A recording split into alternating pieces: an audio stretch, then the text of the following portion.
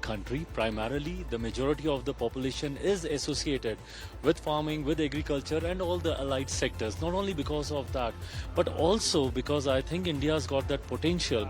And the vision of my Prime Minister is very clear that eventually we want to present ourselves as the world food basket, because we have those potentials within us where we can take care of the food security not only for our country but globally also. It's just that we need to streamline few things, few policies which we are already working on, and food sector, food processing sector being one of the most important sectors, and I'm happy, because I realized this on a personal level also, that how Indian delicacies are loved globally, So I think we have a strong base already through the Indian diaspora globally, which is present in a very strong format everywhere. Through them, I think there's a huge opportunity for us to represent Indian food, Indian delicacies, Indian flavors through food processing sector globally. Sir, sustainability की बात हर तरफ होती है और खासतौर पर food की अगर बात की जाए तो वेस्ट ना हो खाना, कैसे ज्यादा से ज्यादा इस दिशा में कदम उठाया जाए, साथ ही साथ इसी की तर्ज पर आप एम्प्लॉयमेंट दे सकते हैं ज्यादा से ज्यादा लोगों को, साथ ही साथ फार्मर्स को भी ध्यान में रखा जा सकता है। नहीं, बिल्कुल, और सस्टेनेबिलिटी हम लोग के प्राइम कंसर्न्स में से रहे हैं, और ऐसे ग्लोबल प्लेटफॉर्म पे आई थिंक भारत अपने आप को इस दिशा में बहुत मजबूती से प्रस्तुत करता है, जहां सस्टेनेबिलिटी को हम लोगों ने बहुत स्ट्रांगली अपनाने का हम लोगों ने काम किया। फूड प्रोसेसिंग सेक्टर में भी अगर आप देखें तो हम लोग उस साइकिल को बनाना चाहते हैं जहां पे एंड टू एंड चीज़ों का यूटिलाइजेशन हो, जहाँ पे वेस्टेज को मिनिमाइज किया जा सके, ऐसे सेक्टर्स जो अपने वेस्ट को भी रिसाइकल कर सकें, उस दिशा में हम लोग इसको बढ़ावा देने का हम लोग प्रयास कर रहे हैं। फूड प्रोसेसिंग के सेक्टर में मैं मानता हूँ कि नई टेक्नोलॉजीज़ के आने से, नए इनोवेशंस के आने से, और मुझे लगता है भारत एक ऐसा देश है जिसने स्टार्टअप में एक अलग कीर्तिमान स्थापित करके दिखाया है। थर्ड लार्जेस्ट इकोसिस्टम है स्टार्टअप को लेकर हमारा देश भारत, और आई थिंक नंबर 1 पे है हर घंटे नए स्टार्टअप आइडियाज आने को लेकर। तो मुझे लगता है कि ऐसे में ब्रेन इतना है हमारे देश में कि किस तरीके से सस्टेनेबिलिटी को हम लोग पूरी तरीके से अपना सकें। इस दिशा में ना सिर्फ हम लोग कार्य कर रहे हैं बल्कि उसको धरातल पर भी हम लोग उतारने का हम लोग काम कर रहे हैं। $5 ट्रिलियन इकोनॉमी की जब बात होती है तो of course India being the agricultural hub and agro economy that we have, मुझे एक बात बताइए कि कैसे आपकी मिनिस्ट्री जो है इसमें और ज्यादा कारगर साबित हो सकती है, और आने वाले दिनों में क्या कुछ नए प्लान्स हैं back home that you are focusing on?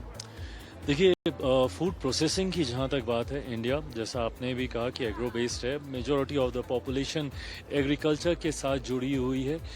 ये हमें वो क्षमता देता है कि किस तरीके से हम लोग फूड प्रोसेसिंग के माध्यम से भारत में, और जिस तरीके से आज की तारीख में लाइफस्टाइल चेंज हो रहे हैं, वर्किंग कपल्स, न्यूक्लियर फैमिली का कंसेप्ट आ रहा है, रेडी टू ईट प्रोडक्ट्स को हम लोग ज़्यादा बढ़ावा दे रहे हैं। ना सिर्फ यहीं तक हम लोग अपने आप को सीमित रखते हैं, फूड प्रोसेसिंग एक ऐसा सेक्टर है जो कि हेल्थ कॉन्शियस लोगों को भी उतनी ही मदद कर सकता है। हेल्दी स्नैक्स, हेल्दी फूड की दिशा में हम लोग बढ़ रहे हैं। ये सेक्टर का एक बहुत बड़ा अलाइड सेक्टर है जो कि हेल्थ कॉन्शियस लोगों के लिए अलग कैटेगरीज लेकर आ रहा है।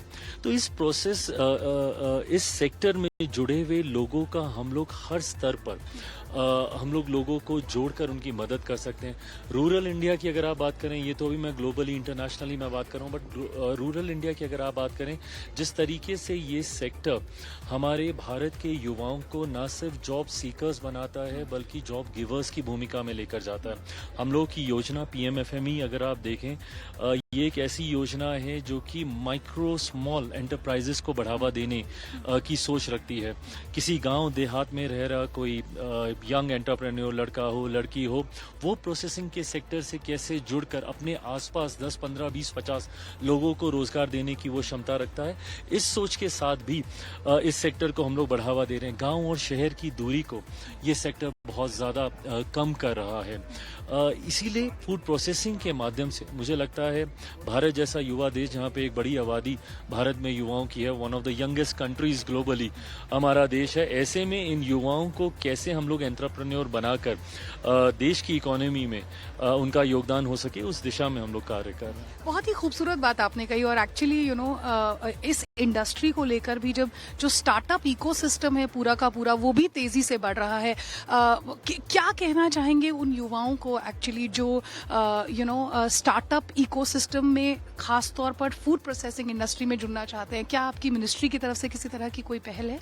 नहीं, बिल्कुल पहल ही नहीं है, और उनकी पूरी हैंड होल्डिंग हम लोग करते हैं अलग अलग स्कीम के माध्यम से। जैसा मैंने बताया कि PMFME की भी एक स्कीम है जो कि बहुत माइक्रो और स्मॉल एंटरप्राइजेस को भी बढ़ावा देती है। PMKSY के माध्यम से हम लोग अलग अलग स्कीम के माध्यम से पूरा उनको इंक्यूबेशन से लेकर, उनकी आर्थिक मदद से लेकर, उनके आइडियाज़, उनके इनोवेशन, उनके स्टार्टअप को कैसे हम लोग धरातल पर उतारने में हम लोग उनकी मदद कर सकें, ये पूरा इकोसिस्टम हम लोग उनको तैयार करके देते हैं। जैसा मैंने कहा कि हम लोग के लिए बहुत गर्व की बात है कि भारत आज पहले पायदान पे है हर घंटे आने वाले नए स्टार्टअप आइडियाज़ को लेकर, जिसमें भारत जैसे देश में फूड प्रोसेसिंग, फूड से जुड़े हुए कई ऐसे स्टार्टअप्स हैं।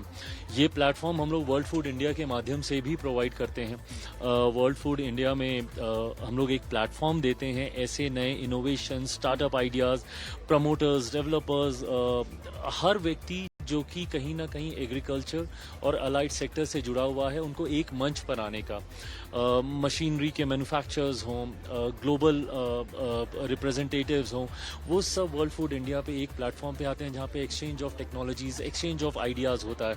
अभी हम लोगों ने सितंबर में किया, इस साल फिर हम लोग उसी के आसपास हम लोग करेंगे। 4 दिन का ये इवेंट होता है जहाँ पे B2B, G2G, B2G इस तरीके के कई MOUs भी हम लोग साइन करते हैं, जिसके माध्यम से इन स्टार्टअप्स को भी मौका मिलता है एक ओपन मंच पर आने का, अपने आइडियाज़ को प्रमोट करने का और फिर उनको आगे बढ़ने का। Would you like to talk about some of the meetings that you had here in Davos? किसी से मुलाकात हुई, कुछ नया इंटरैक्शन जो आप वापस भारत लेकर जाने वाले हैं? Well, definitely. Just give me some more time. Very soon, I'll be making some announcements also.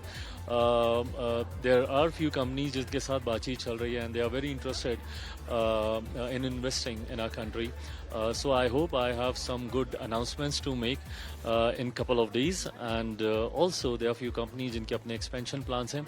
ये सारी चीज़ें चल रही हैं। हम लोग की अलग अलग लेवल पे राउंड टेबल डिस्कशंस हो रही हैं, पैनल डिस्कशंस हो रहे हैं कि कैसे हम लोग इस सेक्टर को ग्लोबली, कोलैबोरेशन एक भारत का एक कमिटमेंट है।